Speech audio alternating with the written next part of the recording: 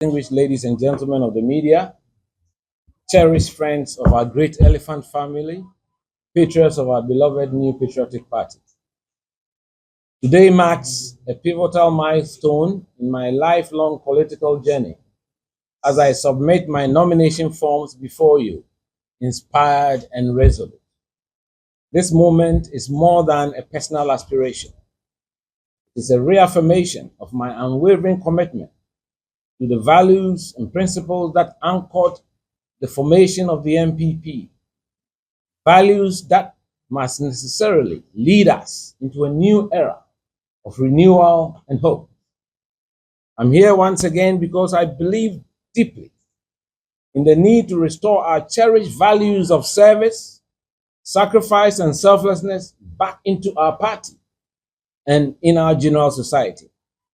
Ghana's democracy now stands in urgent need of leaders unafraid to take difficult decisions, to provide real solutions, and to serve with authenticity, integrity, and substance.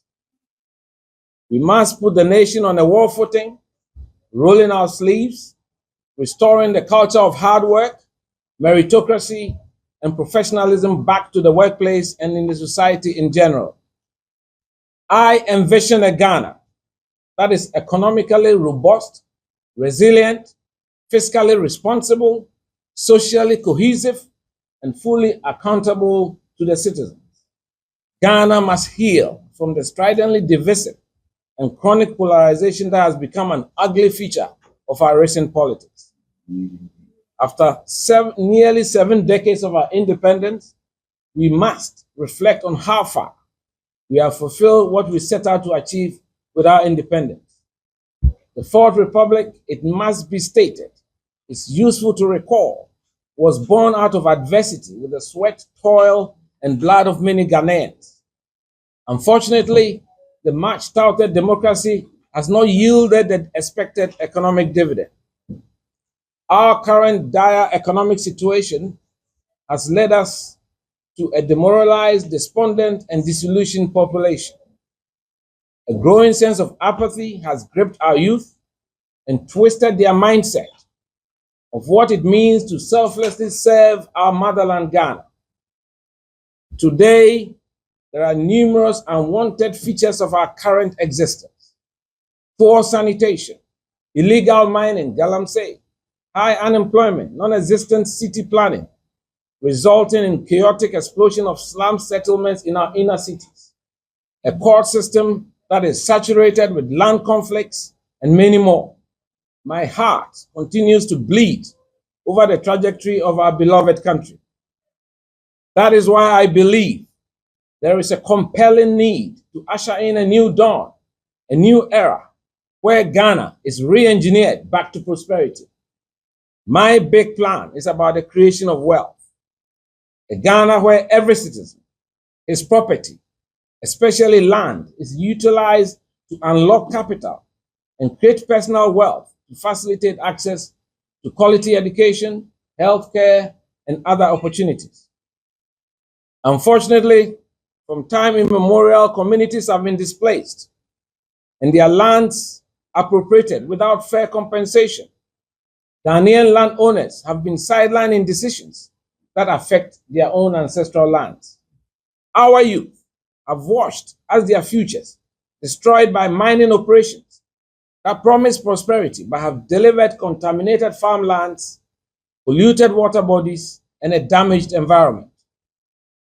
Nearly 7 decades of lost opportunities, and with it, broken trust, which has rather put money in the hands of foreign interests, corrupt politicians, and their cronies. These failures did not start with the Fourth Republic. They are rooted in colonial legacies and post-independence mistakes. The continued neglect of the interests and the voices of those most impacted by galamsey remains an existential threat to our national security. Recognizing this historical wrong is not enough. Today, I, Kwabena Agyepong, lead the demand for Ghanaian leaders to embrace this duty. My campaign apologizes to every family whose land has been taken without their consent and/or appropriate compensation. To every youth whose dreams have been buried beneath investigations and dust. To every chief, queen mother, community leader whose stewardship is still ignored. To every citizen who asked for justice and was met with silence. This apology is not the end, it is the beginning.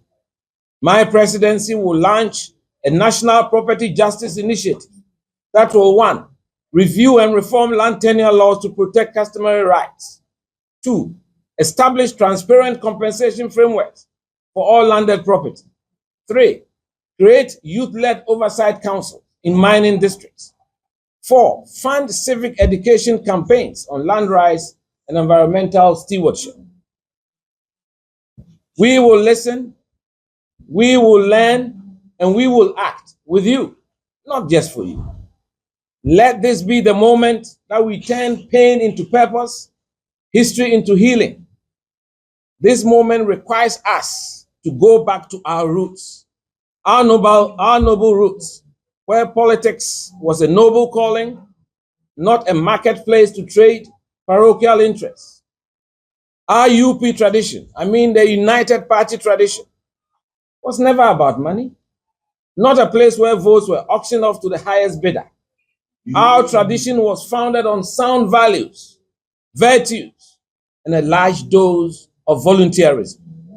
That is why the subtle attempt to create a monetary barrier that practically shuts out capable and competent patrons, thereby virtually handing leadership opportunities to only a wealthy few, is truly repugnant.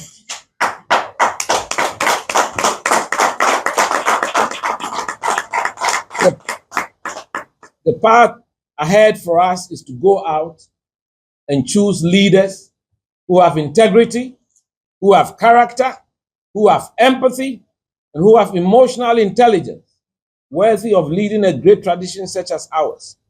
Let us all forge ahead with renewed energy to rebuild, rejuvenate, regenerate our base in unity and with hope.